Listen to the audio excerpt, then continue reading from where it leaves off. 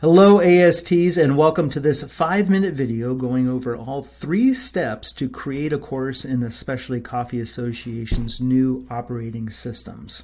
Now I've got a bit of a head start because I've already went to the Create a Course section of my AST portal up here, and I've filled out some fields.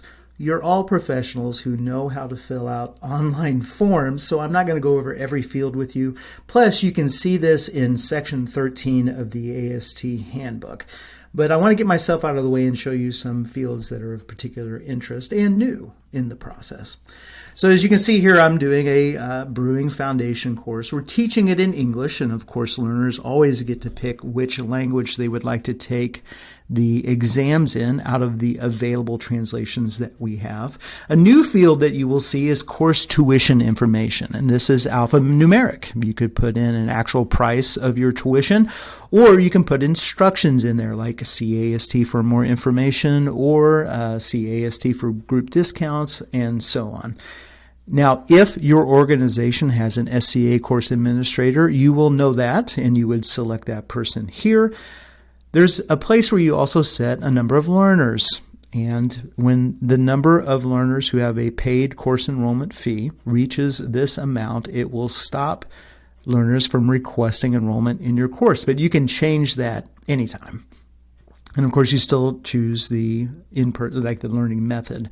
A new field connected to the course enrollment fee will appear. Of course, this can be collected directly from the learner by SCA, or as an AST, you can continue to collect that on behalf of the SCA, and you would choose that here. By default, it is set to learner, but you can override that to AST.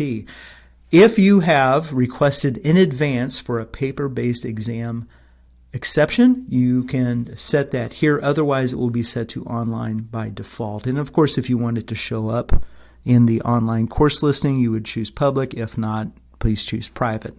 Now, the course location information, much of this will auto-populate from what's in your My Profile section of the SCA profile, but you can also change it to make sure it matches what you're offering at that moment. So let's go to the next section, which is all about telling the learner what to expect from the course. Now, there's 2 settings here. There's WYSIWYG, which stands for what you see is what you get, and then also HTML. Most of you will most likely be using the WYSIWYG feature, and this just means that you can use this rich text editor up here to paste in information and even images. Do you remember what it was like when you first decided you wanted to learn more about coffee? That's the place where many of these learners are in when they first view your course listing, and you want to make it as appealing as possible. Here I've just put in the base description of the program, and that's what will show up when I go look at the listing. So put as much as you can here to help those learners invest in your course. Next, we'll be heading to actually scheduling the sessions. Let's say I'm going to do this brewing foundation in 2 4-hour periods.